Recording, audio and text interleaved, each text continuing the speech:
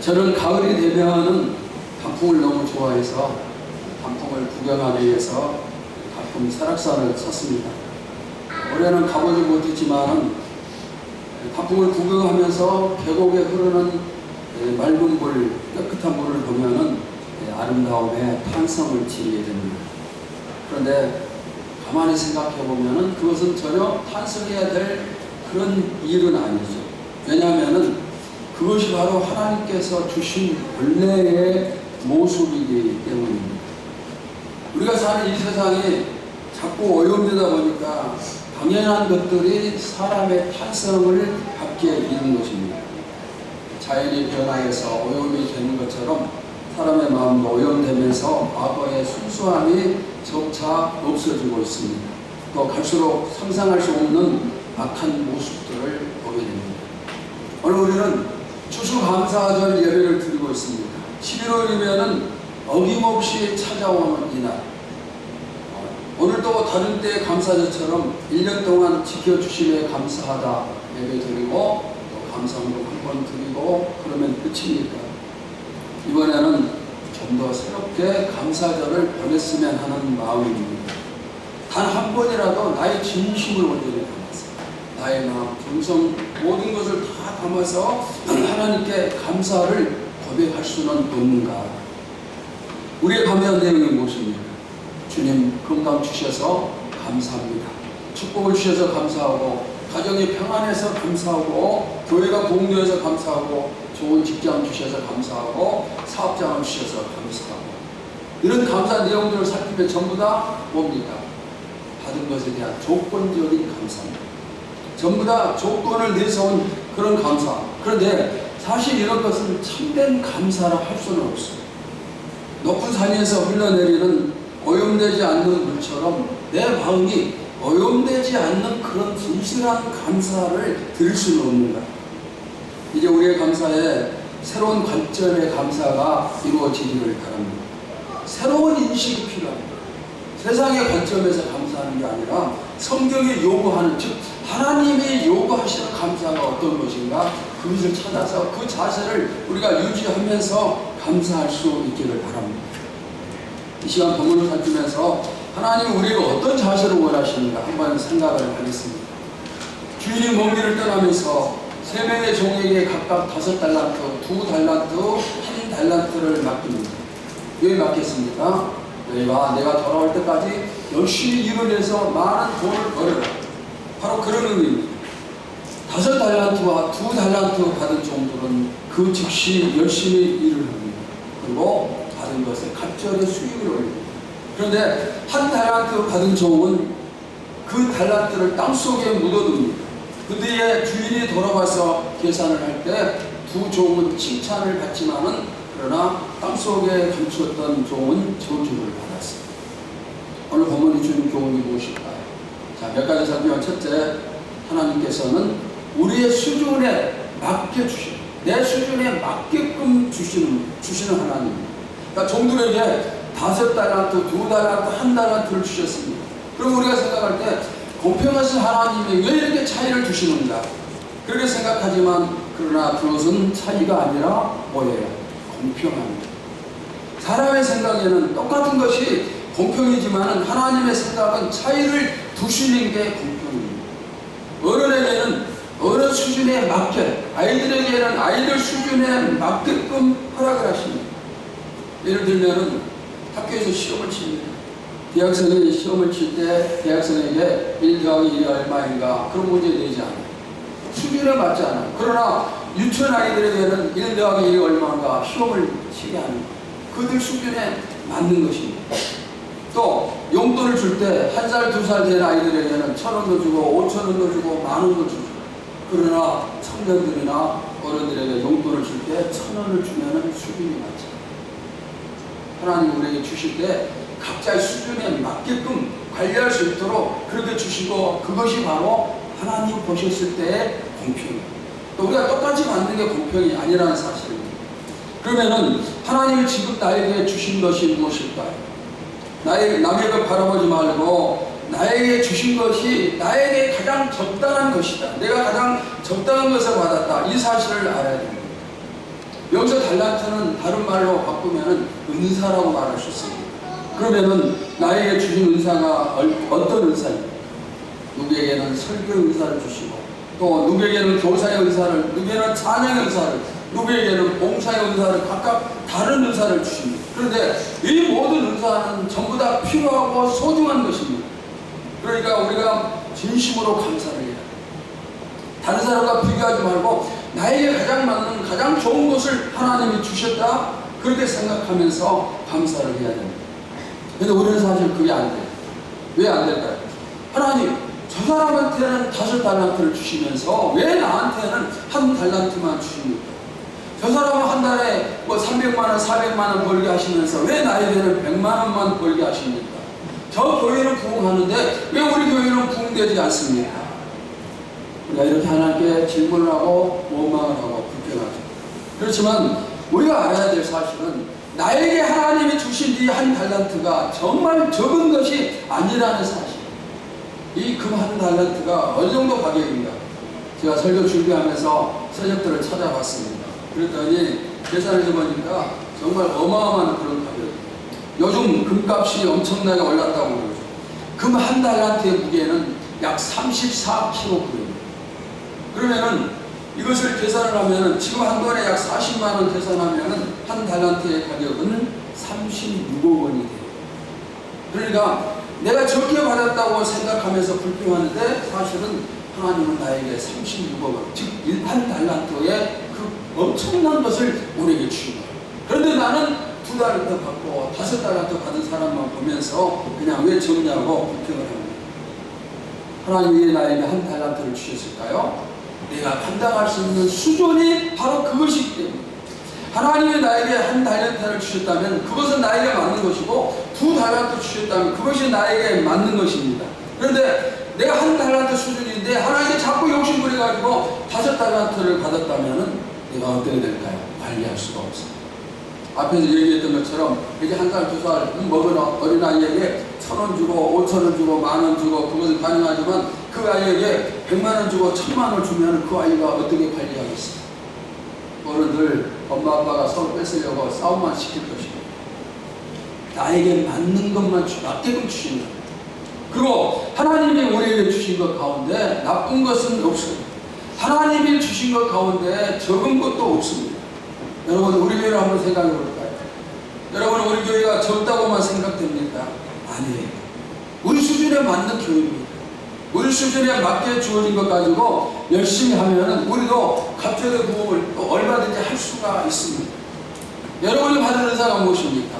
남의 은사만 좋아 보이고 남의 은사만 커 보이고 그렇습니까?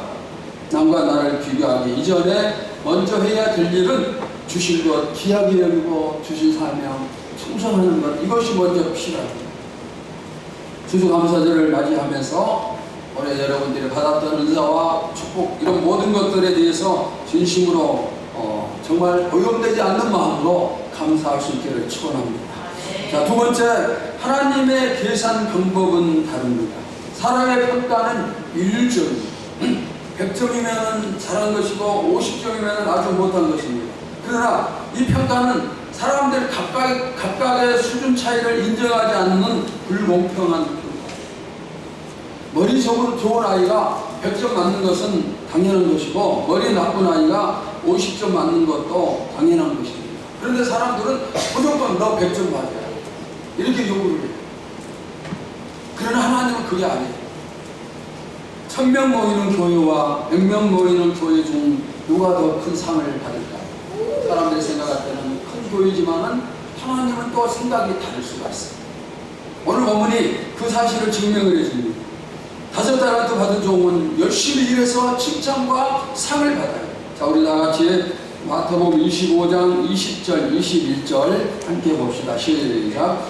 5달란트로 받았던 자는 5달란트를 더 가지고 와서 이르되 주인이여, 내게 5달란트를 주셨는데 보소서, 내가 또 5달란트를 남겼나이다. 그 주인이 이르되 잘하였도다. 착하고 충성된 종아, 내가 적은 일에 충성하였으며 내가 많은 것을 내게 맡기리니 내 주인의 즐거움에 참여할지어다.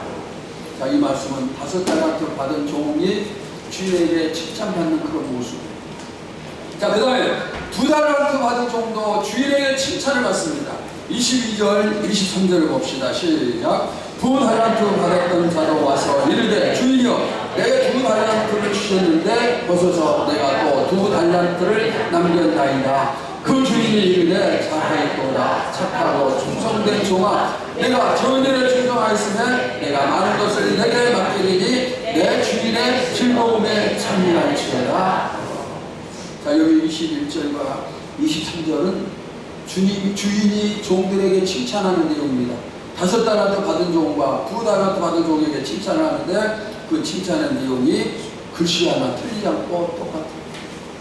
글씨 한자도 틀리지 않고 똑같은 칭찬입니다. 그러니까 하나님은 큰 일 맡았다고 해서 상 큰 거 주시고 적은 일 맡았다고 해서 상 적게 주시고 그게 아니에요. 그리고 우리가 칭찬받고 상을 받을 수 있는 해답은 무엇입니까? 열심히 하는 것, 충성입니다. 나에게 주신 은사와 직분을 가지고 얼마나 충성했는가, 이것이 하나님의 평가의 방식이에요. 저는 설교자로서 제가 열심히 말씀을 잘 준비하고 선포하면 제가 상을 많이 받겠죠. 또 여러분도 열심히 주주사명 잘 감당하면 여러분도 상을 받겠죠. 그런데 제가 열심히 준비하지 않고 여러분은 열심히 준비했다. 그러면 누구 상이 더 클까요? 여러분의 상이 더 크겠죠. 어떤 직분인가, 1달란트인가 2달란트인가 이게 중요한 게 아니고 무엇을 중요하게 여기시죠? 얼마나 충성하는가. 두 종은 받은 달란트의 양은 달랐지만 둘 다 열심히 했습니다. 그리고 갑절을 남겼습니다. 그때 주인은 두 사람 다 동등하게 칭찬을 해주십니다. 그러나 우리 세상은, 우리가 사는 세상은 큰 것만 좋아해요. 집도 차도 그리고 재산도 교회도 큰 것만 찾습니다. 그러나 하나님은 그렇지 않아요. 우리는 믿는 사람답게 세상의 입장에서 판단하지 말고 하나님의 입장에서 판단을 해야 돼요. 하나님의 입장에서 생각하면 우리가 적은 것을 받고도 진심으로 감사할 수가 있습니다. 그런데 사람의 입장에서 생각하면 나보다 더 많이 받은 사람을 보면 감사할 수가 없어요. 그러면서 뭘 요구합니까? 하나님, 나에게도 저 사람처럼, 아니 저 사람보다 더 많은 것을 주시옵소서. 일생 동안 달라고만 하다가 우리 삶이 끝날 수가 있어요. 여러분, 우리가 그렇게 살면 되겠습니까? 오늘 우리의 감사하는 마음은 어떤 감사입니까? 어떤 것입니까? 나의 수준에 맞춰서 적은 것을 주시면서 적은 것을 요구하시는 그 하나님께 감사할 수 있어야 되겠죠. 그리고 나에게 적은 요구하시면서도 큰 일을 한 사람과 같이 똑같은 상을 주시는 하나님께 감사할 수 있어야 되겠습니다. 오늘 우리 상황을 세상의 눈으로 판단하면 실패세로 보여요. 여러분의 사업이, 혹시 사업하는 사람이 있다면 여러분이 크게 대기업처럼 그렇게 하지 않잖아요. 그러니까 내가 사업한다 해도 다른 사람들 앞에 명함도 제대로 내밀지 너무 적었어요. 여러분의 생활이 남들 눈에 어렵게 보일 수도 있어요. 아, 저 사람 참 어렵게 사는구나, 그렇게 보일 수가 있습니다. 또 우리 교회가 너무 약한 교회처럼 그렇게 보일 수도 있습니다. 그러나 사람들이 그렇게 평가하는 거 조금 더 두려울 필요가 없어요. 여러분, 정말 사람 평가 두려울 필요 없습니다. 왜냐하면 최후의 평가는 누가 하시기 때문에, 누가 하시기 때문에, 하나님이 하시기 때문에.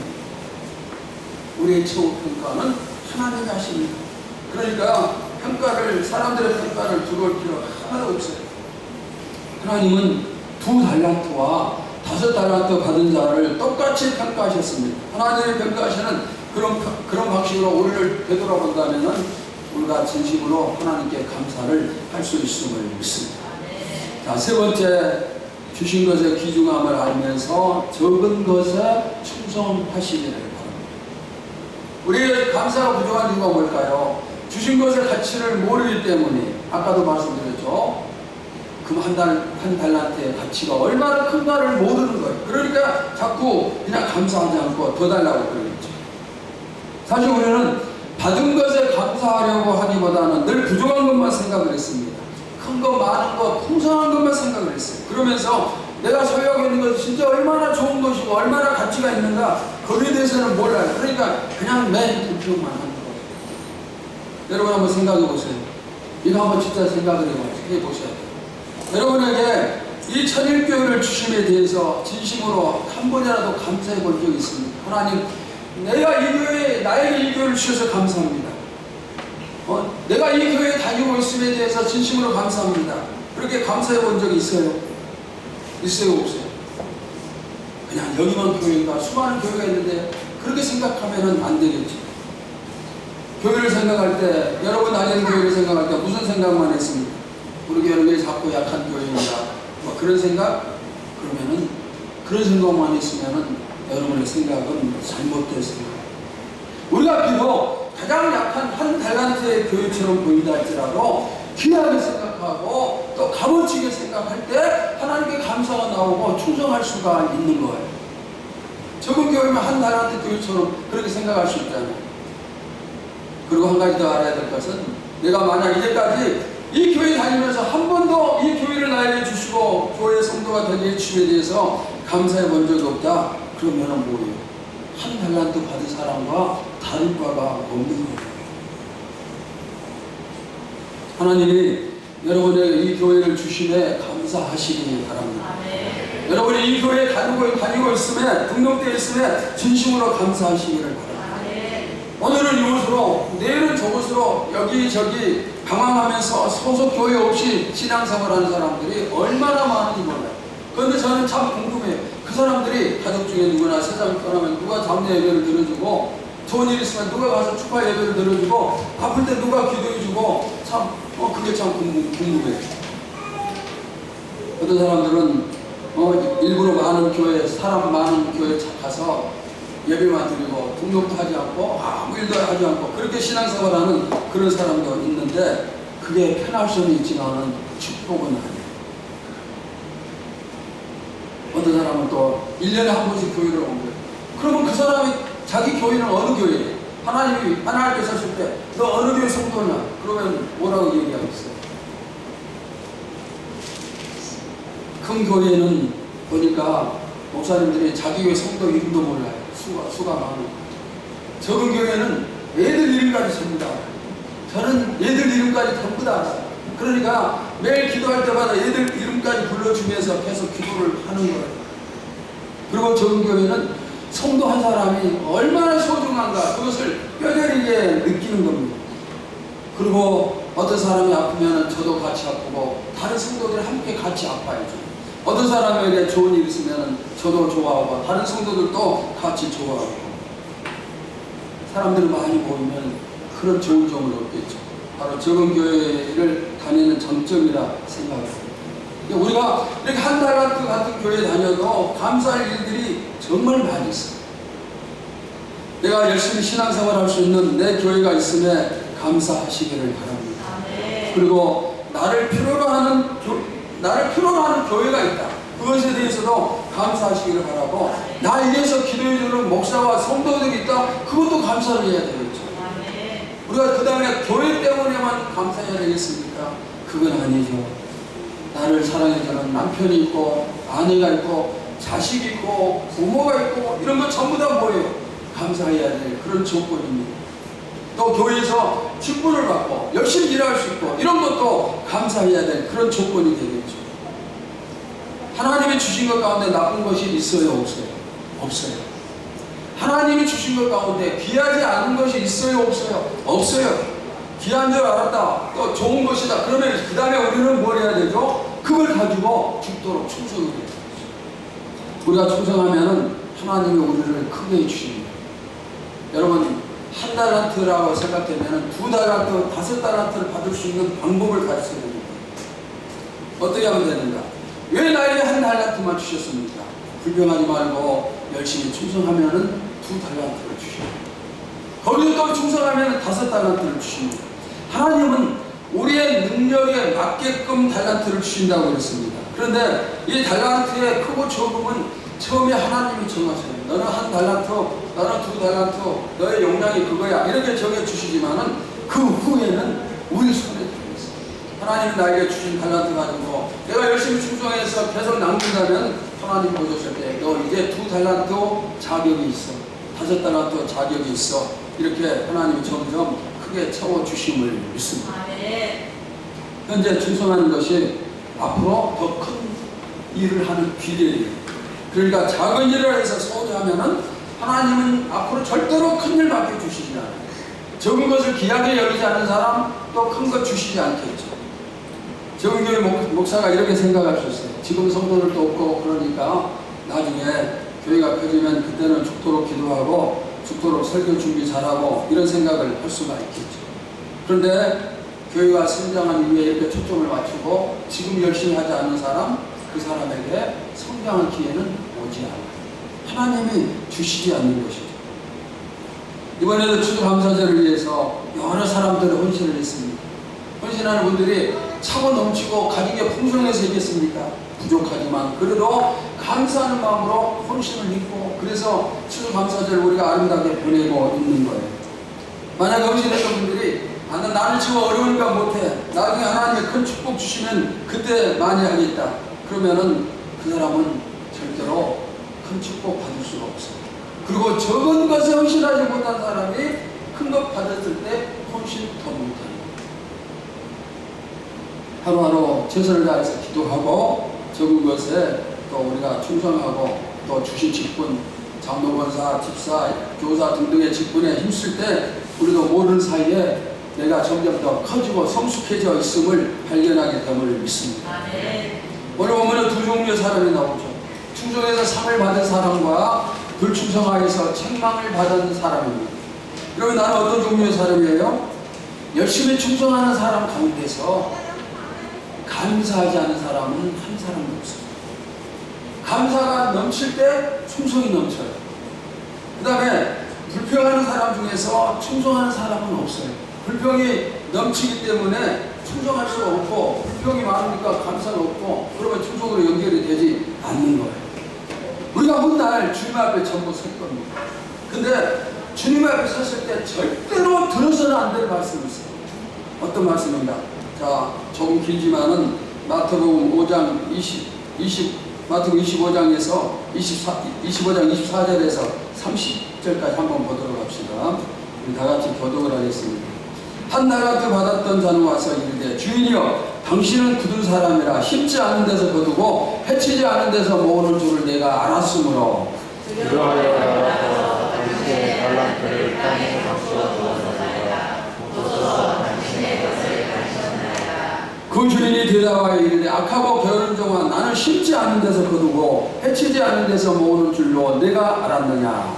그러면 내가 마땅히 내 몸을 치리한 자들에게 맡겼다가 내가 돌아와서 내 몸과 일을 받게 하여 줄 것이니라 하고 그에게서 그 한 달란트를 빼앗아 10달란트 가진 자에게 주라. 그 있는 자는 다 풍성하게 되고 없는 자는 그 있는 것까지 빼앗기리라.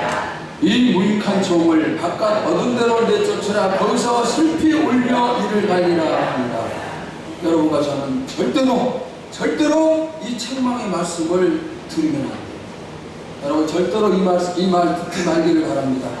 그 다음에 대신 우리가 드려야 될 말씀이 있습니다. 어떤 말씀? 마태복음 25장 21절 봅시다. 시작. 그 주인이 이르되 잘하겠도다 착하고 충성된 종아 내가 적은 일에 충성하였으므로 내가 많은 것을 내게 맡기니 내 주인의 즐거움에 참여할지어다 하고 여러분과 저 모두 다 반드시 빠짐없이 이 말씀을 꼭 들으시기를 축원합니다. 반드시 들어야 돼요. 이 말씀을 들어야 돼요. 어느 통계치를 보니까 한국의 성도들이 교회에서 가장 많이 부르는 찬송 중에 하나가 찬송가 333장이라고 부릅니다. 자, 우리 함께 1절만 함께 찬양을 하도록 합시다. 충성하라 죽도록 충성하라 주님께 슬픔이나 괴로움이 주의 사랑 못 끊으니 충성하라 죽도록 충성하라 끝까지. 여러분에게 감사가 넘치면은 이 충성이 나오고 불평이 넘치면 충성하지 못해요. 규가서금 11월에 잡지에 소개된 한 분을 소개하면서 말씀을 마치겠습니다. 최상훈 목사님의 간증입니다. 이분은 선교사요 목회자입니다. 아프리카에 파송되어서 케냐와 우간다에서 7년 선교를 했습니다. 그 다음에 미국의 북쪽 알래스카 얼음덩어리 땅 거기에서 또 7년 선교를 했고 미국 캘리포니아에서 4년간 선교를 했습니다. 그리고 지금은 화양감리교회에서 목회를 하고 있습니다. 이번에 알래스카에서 선교하던 때 일어난 일입니다. 어느 날 귀한 손님을 목사님의 집에 초대를 했습니다. 알래스카는 추운 날씨 때문에 1년에 서너 번 정도 창문을 조금씩만 연다고, 아주 조금씩만, 그것도 1년에 3번, 4번 정도만 창문을 여는데 손님이 오는 그날도 창문을 열었습니다. 그런데 특별히 그날은 창문을 활짝 열었어요. 활짝 열어놓았는데 창문을 열면은 방충망이 있습니다. 2살 된 막내 아이와 4살 된 첫째 아이에게 방충망은 어쩌면 처음 보는 것일 수 있어요. 너무 신기하고 그래서 막 이제 그 방충망을 만지면서 노는 겁니다. 목사님과 사모님이 손님을 맞으러 나갈 때 아이들은 2층 창문에 방충망을 툭툭 두드리고 있었는데 또 아이들이 엄마 아빠를 부르면서 우는 소리가 계속 들렸습니다. 그런데 손님과 대화를 하는 도중에 갑자기 쨍그랑 하면서 날카로운 소리가 들렸어요. 아이들이 툭툭 두드리면서 놀던 방충망이 떨어져 나간 것입니다. 너무 놀라서 급히 2층으로 올라가니까 첫째 아이는 간신히 창문 난간을 붙들고 매달려 있었습니다. 제발 끌어당겼는데 그러나 막내 아이는 그냥 콘크리트 바닥에 떨어졌는데 머리부터 떨어졌습니다. 어린 아이를 들쳐업고 가까운 병원으로 향했는데 운전이 제대로 되겠습니다. 어떻게 해서 중환자실까지 가서 이제 입원을 했는데 그때 목사님이 할 수 있는 것은 그냥 무릎 꿇고 기도하는 것밖에 없었어요. 하나님, 아이가 이 옷을 다시 입을 수 있도록 해주시옵소서. 옷을 붙들고 기도하면서 이 아이에게 한 번만 더 기회를 주옵소서 기도를 했는데 그러나 3일 후 아이는 결국 하늘나라로 떠났습니다. 아이의 장례를 마치고 교회 배려로 LA에서 2주 정도 시간을 보내게 되었습니다. 화창한 날씨, 아름다운 경치, 그리고 사람들이 돌아다니는데 전부 다 행복해 보입니다. 그들 틈에서 목사님 부부만 정말 슬픔이 넘치는 것. 사모님 슬픔이 울다가 지쳐 숙소에 올라가 잠이 들었고 목사님은 조용히 밖으로 나왔습니다. 그리고 한없이 도는데 한참 그러니까 한 낡은 교회가 보였습니다. 잡초가 우거진 낡은 교회의 문을 열고 들어가 보니 불이 꺼진 예배당이 있습니다. 한쪽 구석에 털썩 앉아서 두 팔을 감싸고 엎드렸어요. 무슨 기도를 해야 될지 그냥 기도할 줄도 모르고 그저 엎어져서 울기만 했을 때 근데 그때 어디선가 세미하고 따뜻한 음성이 들렸어요. 상훈아. 거대한 동굴을 울리는 것처럼 세미한 음성이 강하게 들려왔고 그와 동시에 마치 스포트라이트가 내리쬐듯 한 줄기 빛이 목사님을 비치는 것처럼 느꼈습니다. 그리고 그 따뜻함에 기대어서 다시 울기 시작을 합니다. 근데 조금 있다 이어서 음성이 들려옵니다. 성훈아, 마음이 많이 아프지? 내가 너를 위해 나의 아들을 잃을 때도 이런 마음이었다. 하나님이 들려주십니다. 하나님과 목사님이 마주한 그 순간은 세상 어디서도 느끼지 못했던 깊은 위로의 시간이었어요. 마치 하나님의 심장이 목사님의 심장과 바꿔지듯 하나님의 사랑이 그 목사님에게 고스란히 전달되는 것을 알 수가 있었습니다. 그리고 하나님의 사랑이 촉촉이 스며들면서 목사님의 상처도 조금씩 만져지기 시작합니다. 눈물이 멈출 즈음에 환상 같은 것이 벌기 시작합니다. 눈부신 광채 속에 예수님과 손을 잡고 있는 막내 아들, 죽은 아들이 보입니다. 아이는 목사님 향해서 손을 흔듭니다. 그리고는 명랑한 목소리로 걱정하지 말라. 다시 만나는 날까지 아빠를 기다릴 거라 하면서 목사님을 다독거립니다. 헤어짐의 아쉬움이 컸었지만 이제 다시 만날 소망이 있다는 사실에 대해서 그 사실, 소망이 커지니까 이제는 슬픔에 비할 수 없는 기쁨이 차올랐습니다. 그날 그 자리에서 만난 하나님의 이루어는 이제까지 한 번도 경험해보지 못한 따뜻함이었습니다. 바다 같은 하나님의 사랑은 헤어짐의 상처를 완전히 덮어주셨습니다. 허전했던 마음의 구멍을 전부 다 메워주셨습니다. 그토록 사랑하시는 하나님 계시니 슬픔의 눈물이 감사와 기쁨의 눈물로 바뀌었습니다. 숙소에 돌아오니 잠에서 깬 사모님이 멍하니 앉아 있었습니다. 사모님의 손을 잡은 채 좀 전에 있었던 얘기를 들려주었습니다. 그리고 두 부부가 다시 손을 맞잡고 기도를 합니다. 그리고 이 두 사람과 함께 그 공간에 성령이 함께 하심을 뜨겁게 느낄 수가 있었습니다. 슬픔은 없어지기 시작했고 평안함으로 감사로 기쁨으로 마음이 바뀌었습니다. 그리고 몇 달 후에 하나님께서 목사님 가정에 새 생명을 보내주셨어요.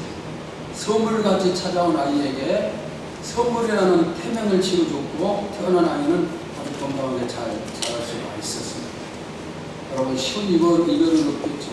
그러나 눈물로 얼룩진 그 자리에 하나님의 크신 사랑이 있었어요. 세상이 줄 수 없는 최고의 하나님의 사랑이었어요.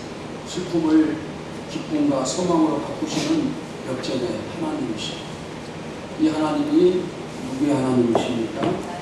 나의 하나님, 우리의 하나님이십니다.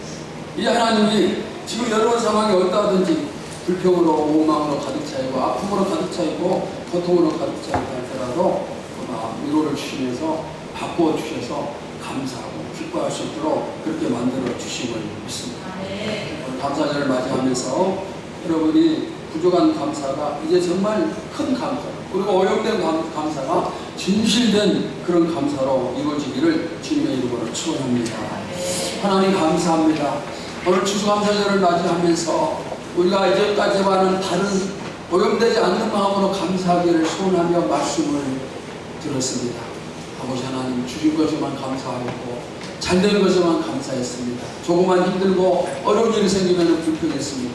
그러나 하나님이 우리에게 주신 것 가운데 좋지 않은 것은 없다고 했습니다. 모든 것이 좋은 것이고 모든 것이 귀한 것이라고 했습니다. 하나님 우리에게 가난을 주신다 할지라도 병등을 주신다 할지라도 고통을 주신다 할지라도 축복을 주신다 할지라도 형통을 주신다 할지라도 무엇을 주시든 항상 진심으로 감사하며 살 수 있게 하여 주시옵소서. 우리의 감사하니 오직 감사만 나타나게 하여 주시옵소서. 예수님의 이름으로 기도하옵나이다. 아멘.